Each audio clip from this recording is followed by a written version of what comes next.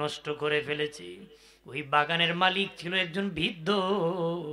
আসিয়া দেখি যুবক ঘুমিয়ে আছে, তার ঘোড়ার চারা নষ্ট করেছে। বুড়া চাচা ঢিল মারা শুরু করছে ঘোড়াটাকে চারার থেকে দৌড়ানোর জন্য। উনি মুসলিম। ঢিল মারতে মারতে ঘোড়ার মাথার মধ্যখানে ঢিল ঢুকিয়ে বাবা ছিদ্রি হয়ে গেছে। ঘোড়ার রক্ত পড়তে পড়তে জাগায় মারা গেছে। মরে যাওয়ার পরে ওই যুবক ঘুম থেকে উঠে দেখি ঘোড়া মরে আছি। বিদ্যুৎ চাচা দাঁড়িয়ে আছে, আমার ঘোড়াকে মারছি। তোমার ঘোড়া চারা নষ্ট করেছে, আমি সরানোর জন্য ঢিল মেরেছি, তোমার ঘোড়া ঢিলে আঘাতে মারা গেছি। যুবক মানুষ, জওয়ানি শক্তি বাবা, মেজাজ গরম হয়ে গেছি। বুড়া চাচার সাথে কুস্তি নিয়ে দিছে, কুস্তি লেগে গেছে, ওই চাচার সাথে সাথে মারা গেছে। ওই চাচাও কি? ওই যুবক হলো মুসলিম, ওই বৃদ্ধ মুসলিম। ওই বৃদ্ধ ওই যুবক দাঁড়িয়ে আছে, হারি কি করলাম, আমি খুন করেছি, খুনের গুনাহ কিভাবে আমি কবরে নিয়ে যাব রে? কবরে আজাব শুইতে পারবো না, আমি খুনের শাস্তি দুনিয়ায় চাই, আমি কিভাবে খুন করলাম টের পাই না রে। জওয়ানি শক্তি দিয়া খুন করেছি। রাত যখন সন্ধ্যা কাছাকাছি হয়ে গেল বাবা, সন্ধ্যা হয়ে গেল, বৃদ্ধ লোক বাড়ি যায় না। তার দুটা ছেলে বাবা বাগানে আসিয়া দেখে তার বাবা মরে আছে, পাশে যুবক দাঁড়িয়ে আছে। যুবক, আমার বাবার কে মারছে রে? আমি মেরেছি। যুবকের কঠিন বিচার হবে। তখন যুবক বলে, হ্যাঁ আমার বিচার করো রে, আমি খুনের শাস্তি দুনিয়ায় চাই, আমি কবরে চাই না, আমি কবরের আযাব শুইতে পারবো না রে। দুনিয়ায় যে শাস্তি, সেই শাস্তি আমি বহন করব। আল্লাহু আকবার বলেন না। আমরা 5-7টা মার্ডার করি, আল্লাহর কসম আমি দেখছি না, বুঝি না। মার্ডার আবার কি তা কথা হয় না, আছে কি না? এ ফলায় ফলায় তাকে এক দেশ থেকে আরেক দেশ কোজাইমু, আর কোন দেশ? মামুর দেশ।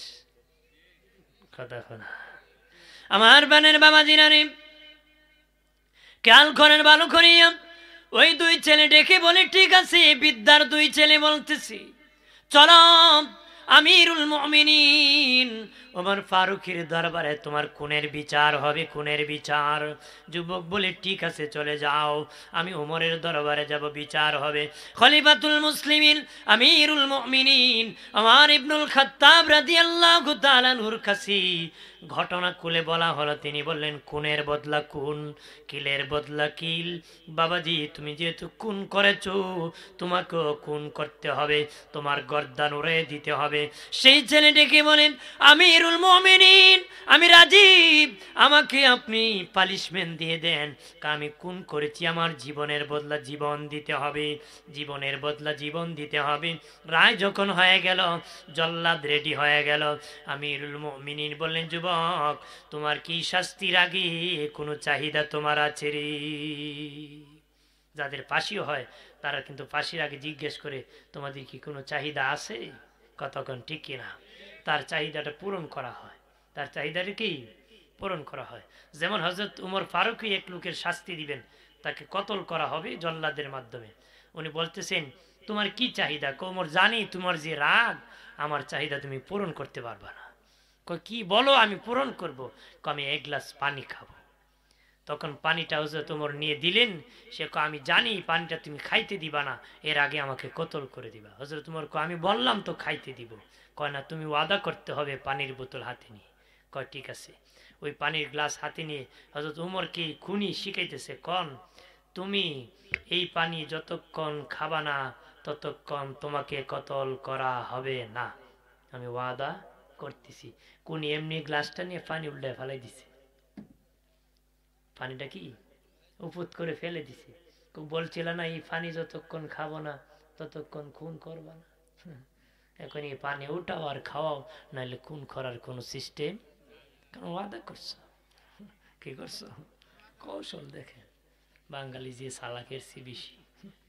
তখন আমার বানের বাবা জিরানি খাবো না।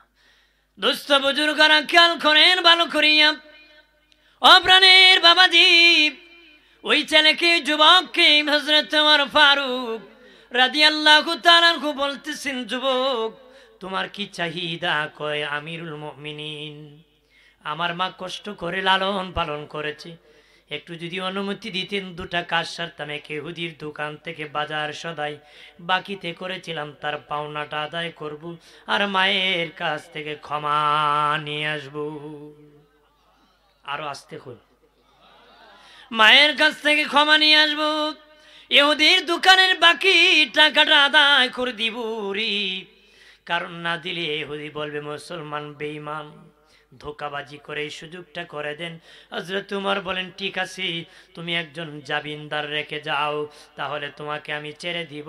কয় আমিরুল মুমিনিন, এই মদিনা আমার বোনের বাড়িও নাই, ফুফির বাড়ি নাই, বাবার বাড়ি, দাদার বাড়ি, এক কথায় কোনো আত্মীয় এই মদিনায় নাই, কাকে আমি রাখবো? কে জাবিনদার হবে? হযরত ওমর বলেন, যেহেতু জাবিনদার হবে না, তোমার সাথে সাহাবী পাহারাদার বেশি আমি দিতে পারবো না, কারণ যুদ্ধ লাগতে পারে, প্রয়োজন লাগতে পারে, কম দিলে আবার যদি তুমি হত্যা করে ফেলো তাদেরকে, তাও দেওয়া যাবে না, বেশি দেওয়ারও সুযোগ নাই, কম দেওয়ারও সুযোগ নাই, তাই বলে দেওয়া যাবে না, আর গার্জেনও কাউকে রাখতে পারবা না, তাই তোমার আফসোস পূরণ করা হবে না রে, কতল করা হবে।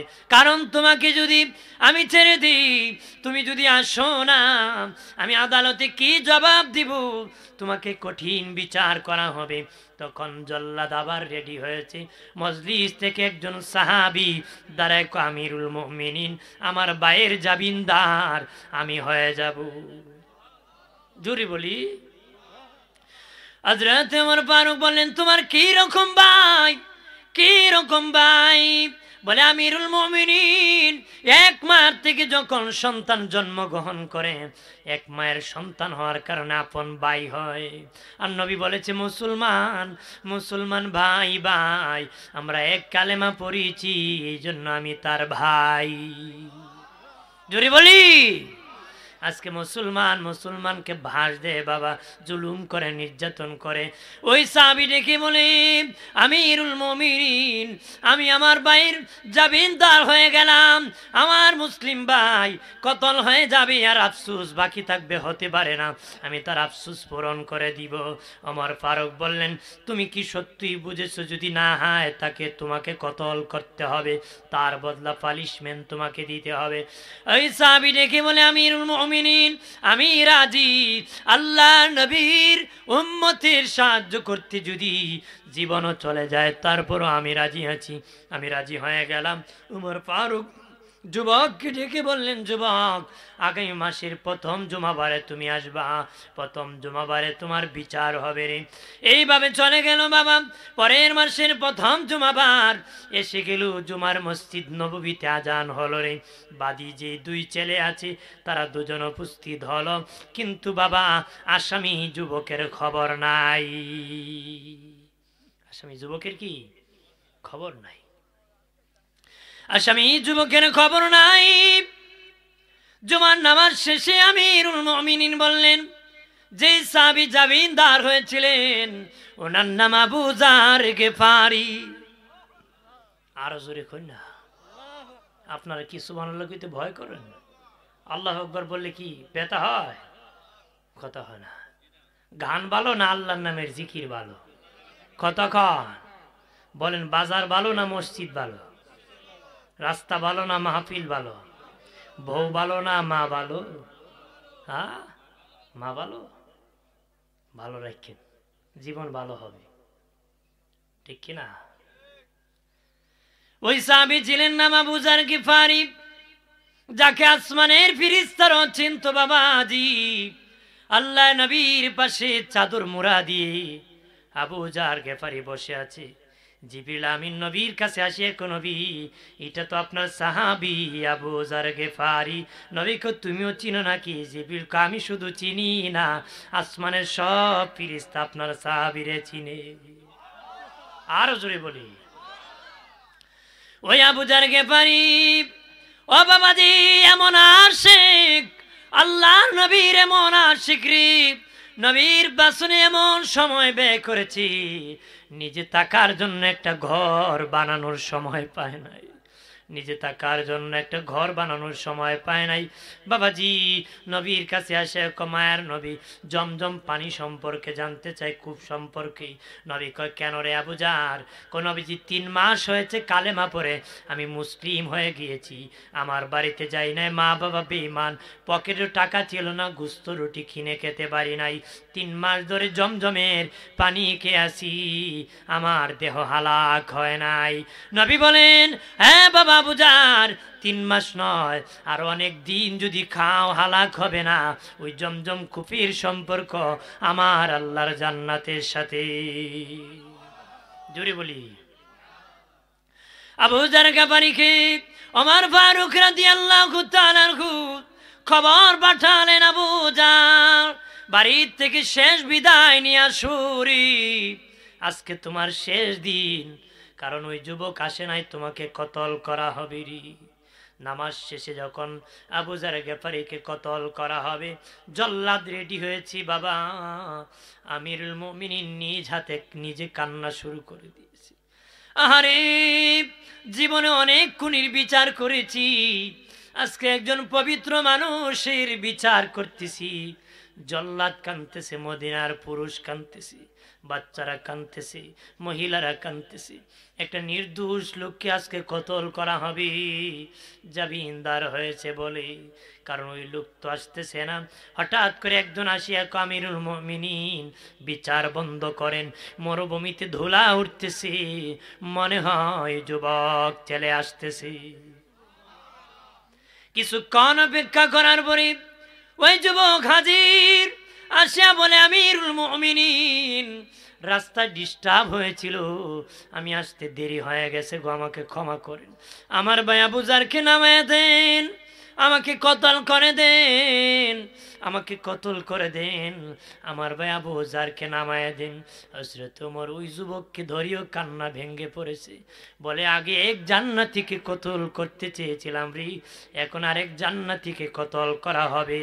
ও যুবক, 350 মাইল দূর থেকে তুই এসেছ, জানোস রে তোরে কতল করা হবে, তারপরও তুই বাড়ি আটকা পড়স নাই, বাড়ি আটকা পড়স নাই।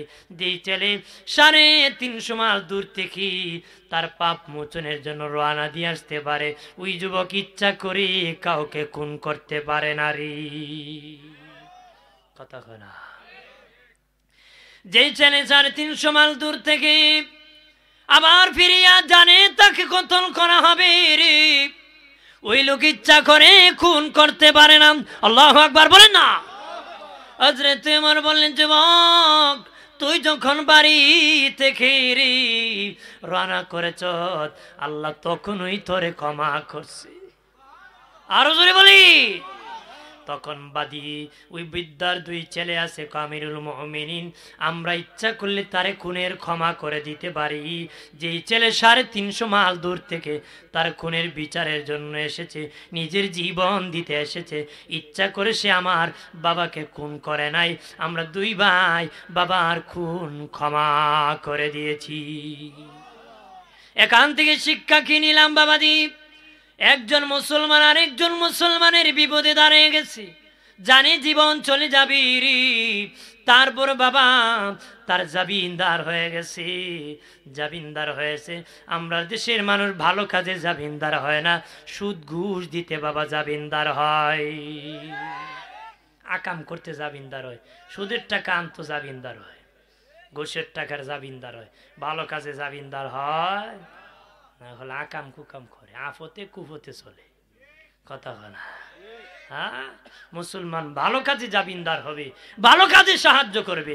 আল্লাহ নবী আব্দুল্লাহ ইবনে আব্বাস বলেন, রাইসুল মুফাসসিরিন আব্দুল্লাহ ইবনে আব্বাস রাদিয়াল্লাহু তাআলা আনহু বলেন, আল্লাহ নবীর রওজা মুবারক দেখে বলেন, ওই রওজাওয়ালার মুবারকের জবান থেকে শুনেছি, এই রওজাওয়ালার নূরের জবান থেকে আমি শুনেছি, কোনো বৃদ্ধ লোক যদি রাস্তা দিয়ে হেঁটে যায়, তার হাত থেকে লাঠিটা যদি পড়ে যায়, কেউ যদি তার লাঠিটা উঠায়া তার হাতের মধ্যে দিতে পারো, নবী আমার মসজিদ নববীতে কেউ যদি 10 বছর ইতিকাফ করে, ওই লাঠি উঠায়া দিলে 10 বছর ইতিকাফের সওয়াব আমলনামায় পাবি। 10 বছর ইতিকাফ করলে যে সওয়াব হবে, মানুষ মানুষের সাহায্যে এগিয়ে গেলে নবী কো এই পরিমাণ সওয়াব আমল নামায় দেওয়া হবে। আরো জোরে বলি দোষে পরে সাল্লাল্লাহু আলা সাল্লাল্লাহু সাল্লাল্লাহু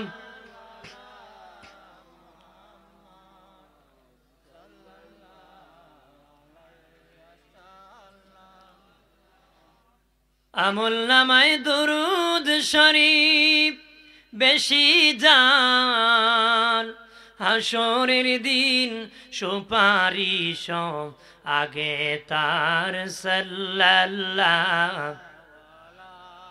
মহব্বতে পড়ে সাল্লাল্লাহু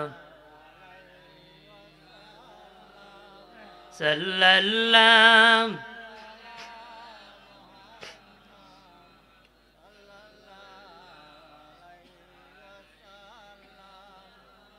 হাজিন খারাপ লাগতেছে নাকি বলবো শুনবেন সমাজ পরিবর্তন করবেন না যেভাবে আছে এইভাবে হ্যাঁ আমার বানের বাবা জিরানি একজন ইহুদি আসি আল্লাহ নবীর দরবারে বিচার দিয়েছে আর রাসূলুল্লাহ মুহাম্মদ আপনার সাহাবী আমার বাড়ি যাইতে রাস্তাটা বন্ধ করে দিছে তার বাড়ির সামনে বন্ধ করে দিয়েছে আমার বাড়ি যেতে পারতেছি না নবীজি সাহাবীকে ডেকে বললেন তুমি রাস্তা পরিষ্কার করে দাও সে বলে নবীজি সে তো মুসলিম না সে ইহুদি তার রাস্তা আটকাইয়ে দিয়েছি নবীকে কোনো মানুষের রাস্তা আটকানো যাবে না হোক ইহুদি হোক হিন্দু হোক খ্রিস্টান হোক মুসলমান মানুষ সামাজিক সমাজ থেকে বিচ্ছিন্ন হওয়া যাবে না রে কোনো ইহুদির রাস্তা আটকানো যাবে বেকায়দা ফেলে দেওয়া যাবে ভাইরা আমার খেয়াল করেন ভালো করিয়ানি ও বাবাজি এগিয়ে যাবেন স্বামী বিবির সাহায্যে এগিয়ে যাবেন বিবি যারা আছেন স্বামীর সাহায্যে এগিয়ে যাবেন রে বাবাজি একজন আর একজনের পাশে দাঁড়াবেন হোক শত্রু বিপদে পড়েছে তার কাজে এগিয়ে যাবেন সে অসুস্থ হয়েছে ডাক্তার দেখানোর ব্যবস্থা করে দিবেন মুসলমান এমন জাতি বাবা দুর্বলের সাথে কোনো কুস্তিতে যাবে না রে আমরা তো ওই জাতি জিহাদের মাঠে কি কাফের আর মুসলমান জিহাদ চলতেছে কাফেরের তরবারি ভেঙে গেছে মুসলমান যুদ্ধ বন্ধ করে দিছে যে তোর বাড়ি নাই তুই দুর্বল আমার তরবারি আমি সবল দুর্বল আর সবলে যুদ্ধ চলতে পারে মুসলমান তাবুতে কি আরেকটা তরবারি আনিয়া কাফেরের হাতে দিছে এরপরে দুই তরবারি জিহাদ করছে কথা হয় না এটার নাম মুসলমান কথা বলেন হযরত আলী রাদিয়াল্লাহু তাআলা আনহু আরে মুসলমান তো এমন জাতি নিজের স্বার্থে কোনো কাজ করবে না কথা বলেন ঠিক কি না আল্লাহর সন্তুষ্টির জন্য বাবা কাউকে যদি হত্যা করতে হয় আল্লাহর খুশির জন্য কাউকে বাঁচাতে গেলে আল্লাহর খুশির জন্য আল্লাহ রাসূল বেজার হবে আল্লাহ বেজার হবে মুসলমান এমন কাজ করতে পারবে না হযরত আলী রাদিয়াল্লাহু তাআলা আনহু জিহাদের মাটি কাফেরের গলায় তরবারি লাগায় দিছে বাবা জবাই করে দিবে কাফেরকে গলায় তরবারি লাগায় দিছে এমনি কাফের বাবা থুতু নিক্ষেপ করছে আলীর চেহারার মধ্যে থুতু নিক্ষেপ করতে দিরি হযরত আলী তরবারি উঠায় দিছে আর জবাই করে নাই এই বেঈমান কাফের বলে ওগো আলী তুমি তো ইচ্ছা করলে আমাকে জবাই করে দিতে পারতারি কিন্তু তরবারি কেন উঠালা আমি যখন তোর গলায় তরবারি লাগাইছি আল্লাহর জন্য লিল্লাহ আল্লাহর সন্তুষ্টির জন্য আমার ব্যক্তিগত কোনো রাগের জন্য নারী কিন্তু তুই যখন তুতু নিক্ষেপ করেছ আমার গায়ে পড়ার কারণে আমার নিজের রাগ উঠে গেছে রে আমার মেজাজ গরম হয়ে গেছে নিজের জন্য আমার তেহেন তুতু নিক্ষেপ করেছ দেখলাম এখন জবাই করলে আমার ব্যক্তিগত স্বার্থে হয়ে যায় এই জন্য আমি তোকে জবাই করি নাই জোরে বলি এর নাম মুসলমানি আমরা একটা হইলে কবি আমারও দুমছিল বানা করে ধর কথা হয় না বহুত জ্বালাইছেন নাতি বহুত দিনে সেবাইছেন হ্যাঁ অত শনি ছেড়ে দিছে এটার নাম মুসলমানি শেষে ওই লোকটাও মুসলমান হয়ে গেছে সুবহানাল্লাহ বলি না জোরে বলি আরে আমি বড় হই ছোট হই সাহায্যে যেতে পারি কথা বলেন না তুমি ধনী হও গরিবের বাড়ি যাবা রে, সাহায্য করতে লজ্জা বোধ করবা না রে। যদি কোন গরিবের বাড়ি যাইয়া তুমি দান করতে পারো, ওই গরিবের আগে তুমি ধনী 500 বছর আগে জান্নাতে যাবে। আর তোমার বাড়িতে যদি গরিবকে কাতার ধরাইয়া জাকাত দাও, দান করো, ওই গরিব তুমি ধনীর তুলনায় 500 বছর আগে জান্নাতে যাবি। আরে আপনি কি ধনী, আপনি কি রাজারি? ও বাবাজি, আবু বকর সিদ্দিক রাদিয়াল্লাহু তাআলা আনহুর শাসন আমলে বাবা একজন বৃদ্ধ মহিলা ছিল, তার কোনো আপন স্বামী ছিল না, ছেলে ছিল না, কেউ যুবক তার আপন ছিল না। তাকে পানি দিবি, মহিলা পর্দার সাথে উজু করত, গোসল করত। মহিলার বাড়ির মধ্যে একটা চামড়ার টাঙ্কি ছিল বাবাজি, মানুষ যায় তার টাঙ্কিটা ভরায় দিত রে, ভরপুর করে দিত। আপনাদের যাদের বিবি পর্দার সাথে গোসল করার বাবাজি ব্যবস্থা নাই, নিজেরা পুকুর থেকে পানি উঠায়া পর্দার সাথে গোসল করার ব্যবস্থা করে দিবেননি? কথা হয় না। আপনার বিবি যদি লাইন ধরিয়ে পুকুরে গোসল করে, তাহলে পর্দা থাকবে? আপনার ইজ্জত থাকবে? আপনি একটু কষ্ট করে একটা বালতিতে পাত্রে পানি নিয়ে বিবিকে দিয়ে দিবেন। আর দিতেন দেন কোনো চালাক লোক যদি দেখে রাখব, শহীদ ভাই যে মুড়িদ বউ রইছ পানি বই মর ভাই, কথা হয় না, হইব না নে? বলে মরি মরি দুনিয়াতে মরি, আখেরা তো মরিয়া লাভ, আখেরা তো বাঁচতে হবে। কথাক্ষণ ঠিক কিনা? আমার বানের বাবা দিনানি হযরত ওমর ফারুক মনে মনে বলে, আমি এই মহিলার টাঙ্কিতে পানি দিব। খলিফা আবু বকর হযরত ওমর বলেন, সন্ধ্যা রাত্রি যাব না, একটু গভীর রজনী হলে যাব, কেউ যেন দেখেন আমি পানি দিতেছি। গভীর রজনী যখন হয়ে গেছে, পানি দিতে গেছে গো, যা দেখে উনি যাওয়ার আগে কে জানি পানিটা ভরপুর করে দিছে। জোরে বলি সুবহানাল্লাহ। কে জানি পানি ভরপুর করে দিয়েছে। মনে মনে বলেন, তাহলে আরো আগে আসতে হবে। পরের দিন আরো আগে আসিয়া দেখি, সে আসার আগে কে জানি পানিটা ভরপুর করে দিয়েছি। আমি হযরত ওমর ফারুক মনে মনে কয়, মনে হয় জিন দেয়, আমি আসার আগে জিন কেউ আসিয়া পানিটা ভরপুর করে দেয়। এই জিন, কে রে তুই আমার আগে পানি ভরপুর করে দিস, তোকে আমি ধরতে হবে। আমি পানি নেওয়ার জন্য আসি, ওই মহিলার টাঙ্কি ভরপুর করতে আসি। তুই কে রে? আমি আসার আগে পানি ভরপুর করে দে, আজকে আগামীকাল তোকে ধরবো। সন্ধ্যা যেই হয়ে গেল, হযরত ওমর রাস্তায় দাঁড়িয়ে আছে, কে তার টাঙ্কি বুড়ায় দেয় তাকে ধরার জন্য উপস্থিত হয়েছে। রাত যখন অন্ধকার হয়ে গেছি, একটা লোক চাদর মোড়া দিয়া চেহারা ডাকিয়া চামড়ার কলসি বাবা কাঁধে উঠায়া খুব আস্তে আস্তে সামনে আসতেছে। ওমর ফারুক কয়, ওই বিদ্যা কে রে? তুই আমার আগে পানি দেশ্রী। কারণ জিন তো এত দুর্বল হতে পারে না, জিন এইরকম কষ্ট করে হাঁটতে পারে না, নিশ্চিত কোনো বুড়া লোক হবে, পানির ব্যবস্থা করতেছে। আল্লাহু আকবার বলেন না। হযরত ওমর ফারুক রাদিয়াল্লাহু তাআলা আনহু বলেন, কে তুমি? এ বুড়া, আমার আগে আগে পানি দিয়ে যাও। আস্তে আস্তে বাসনে যাইয়া বাবা চাদর টানতে শুরু করলো, দেখি চাদরের নিচে বুড়া কি টানিয়া বাবা চাদর যখন টেনে ফেললো, চাদর খুলে দেখে চাদরের নিচ থেকে খলিফাতুল মুসলিমিন আমিরুল মুমিনিন হযরতে আবু বকর সিদ্দিক বের হয়ে এসেছে। হযরতে আবু বকর সিদ্দিক বের হয়ে এসেছে। তখন হযরত ওমর ফারুক রাদিয়াল্লাহু তাআলা আনহু কান্নায় ভেঙে পড়ে গেলেন। আল্লাহু আকবার বলেন না।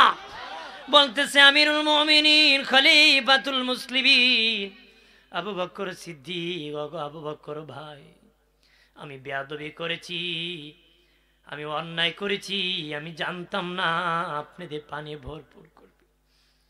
আমি যদি জানতাম আপনার চাদর ধরে টানে আমি বেয়াদবি করতাম না।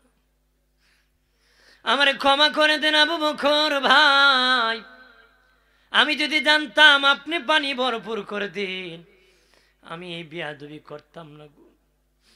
আমার মা আমাকে কেন জন্ম দিল গো আবু বকর ভাই? আমি জীবনে কোনোদিন তোমার আগে কোনো নেক কাজ করতে পারি নাই। আরে আবু বকর ভাই, আমার মা আমাকে কেন জন্ম দিল? আমি আমার জীবনে কোনোদিন তোমার আগে কোনোদিন কোনো নেক কাজ করতে পারি নাই। আজকে ভাবলাম মহিলার টাঙ্কিতে পানিটা ভরপুর করব, এখানে আসিয়ে দেখি তুমি আমার আগে পানি দিয়ে দাও রে। কোন আবু বকর, যে আবু বকর বাদশা হওয়ার পরে পানির ব্যবস্থা করে, রাত অন্ধকার হলেই বাবা রাজ্যের মধ্যে হাঁটি, একটা জুতো খরম পায়ে দেয় না। ওমর ফারুক বলে, আপনার কি খরম নাই? আপনি অনুমতি দিলে আমি একটা খরম আপনাকে দিব। আবু বকর সিদ্দিক বলে, রে ওমর, আমার খরম আছে, রাত্রে আমি পড়ি না রে। রাত্রে অন্ধকারে বস্তিতে ঢুকি, জুতার আওয়াজ করবে, জুতা পায়ে দিলে রে, খরমের আওয়াজ করবি রে, আওয়াজ করলে কোনো বান্দার ঘুম ভেঙ্গে যেতে পারে রে। আমি যদি খরম না পড়ি আওয়াজ হবে না রে। আর আমি খরম পরে যদি আল্লাহর জামিনে হাঁটি, আমার জুতার আওয়াজে কোনো বান্দা বান্দির ঘুম ভেঙ্গে যায়। কিয়ামতের দিন আল্লাহ যদি বলে, আবু বকর রাষ্ট্রের দায়িত্ব ছিলাম, বেটাগিরি দেখাইছো, গরম দেখাইছো রে ওমর, আমার মতন ইবনে কুহাফা আবু বকর কি আল্লাহর আদালতে জবাব দিতে পারবে রে? আরো জোরে বলি, এই হলো সাহাবীরা রে। কোন আবু বকর? যে আবু বকরের নেকি না দিলে বিচার কাজ শুরু হবে না হাসরের মাঠে। আল্লাহু আকবার বলেন না। আল্লাহ ভয়ঙ্কর হয়ে যাবেন, কাহার হয়ে যাবেন। নবী বললেন, বিচার শুরু করে দেন। আল্লাহ বলবেন, নবীজি আমি আমল নামা দেখবো না গো, আমি আমল নামা দেখলে মেজাজ গরম হয়ে যাবে। আরো আমি বলেছি রোজা রাখতো, দিনে খেয়েছে, বলেছি নামাজ পড়তে, নামাজ পড়ে নাই, বলেছি মিথ্যা বলো না, মিথ্যা বলেছে। আমি যখন বান্দা বান্দির আমল নামায় গুনাহ দেখবো, আমার মেজাজ আরো গরম হবে। আমি কাউকে জান্নাত দিব না, এমনি আমি আমল নামা দেখবো না। আপনি যাকে খুশি তাকে সুপারিশ করে জান্নাতি নিয়ে যান। মায়ার নবী বলবেন আল্লাহ, চিৎকার দিয়া বলেন আল্লাহ, আরো জবান খুলে বলি আল্লাহ, আরো আওয়াজ করে বলি ইয়া রাসূলুল্লাহ। ডেকে বলবে, মালিক ও মালিক, আমল নামা যদি না দেখেন ভালো মন্দের পার্থক্য হবে না গো, ভালো মন্দের পার্থক্য হবে না, আমল নামা একটু দেখে নেন। তখন আল্লাহ নবী বলবেন, আল্লাহ একটা আমল নামা দেখেন, ওই আমল নামা যদি ভালো লাগে বাকিটা আপনাকে দেখাবো, ভালো না লেখলি আর কোন আমল নামা দেখাবো না। এমনি একটা আমল নামা আমার আল্লাহর কাছে হাসরের মাঠে দেওয়া হবে।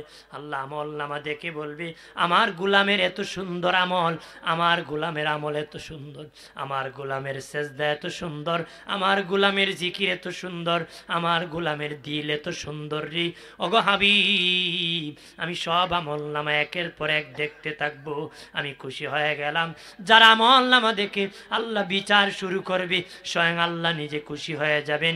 উনি কেহ নয়, উনি নবীর প্রথম খলিফা আবু বকর সিদ্দিক। আর জোরে বলি আল্লাহুম্মা সাল্লি আলা।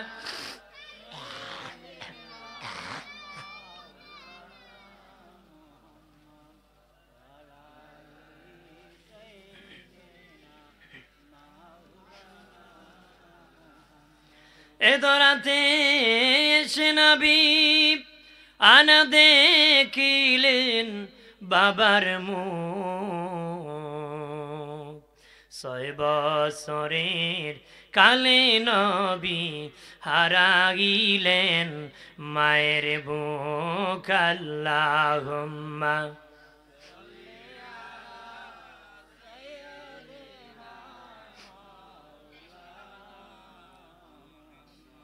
ওয়া আলা আলি।